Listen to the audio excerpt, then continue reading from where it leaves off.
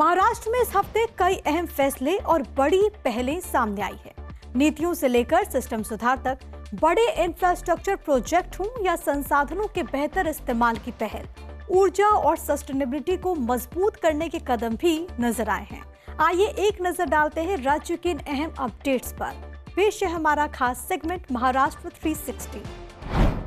Maharashtra cabinet ने कई अहम और बड़े फैसले को मंजूरी दी है। मुख्यमंत्री देवेंद्र फडणवीस की अध्यक्षता में हुई बैठक में क्लीन एनर्जी, शिक्षा, औद्योगिक इंफ्रास्ट्रक्चर और जमीन से जुड़े सुधारों पर फैसला लिया गया।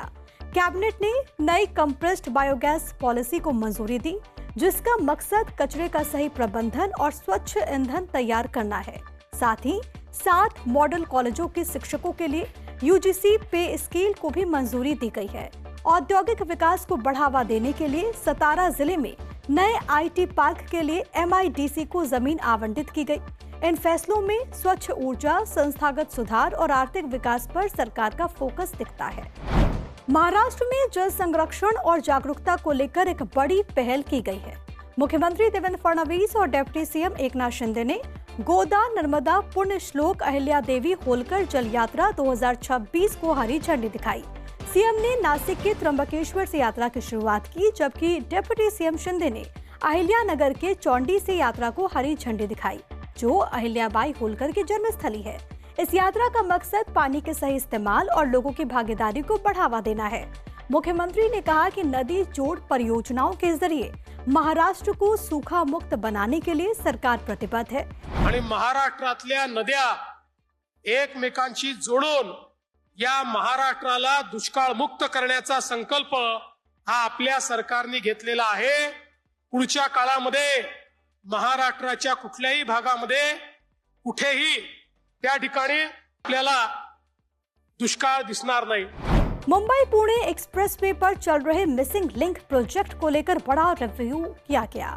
डिप्टी सीएम एकनाथ शिंदे ने खोपोली कुसगांव इलाके में प्रोजेक्ट साइट का दौरा कर काम की प्रगति का जायजा लिया।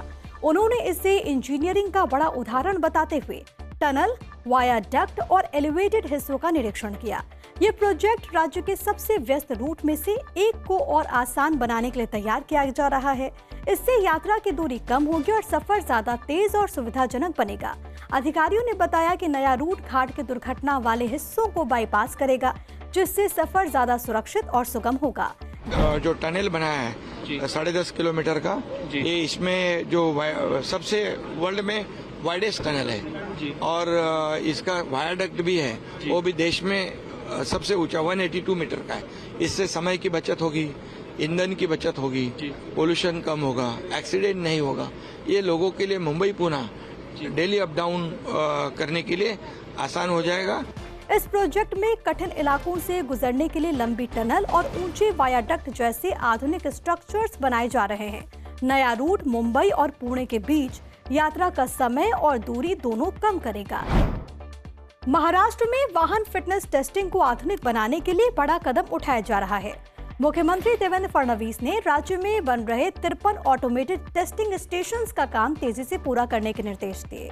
ये फैसला नए नियमों से पहले लिया गया है, जिसके तहत ट्रांसपोर्ट वाहनों की फिटनेस जांच अब सिर्फ रजिस्टर्ड ऑटोमेटेड सेंटर पर ही होगी। सीएम ने कहा कि जिन सेंटर्स का काम बाकी है, उन्हें जल्द शुरू करने के लिए सभी विभाग मिलकर काम करें।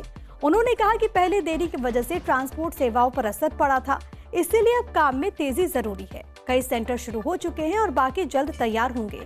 महाराष्ट्र में कुल 4 करोड़ 33 लाख से ज्यादा वाहन हैं, जिनमें तकरीबन 36,80,000 ट्रांसपोर्ट वाहन शामिल हैं।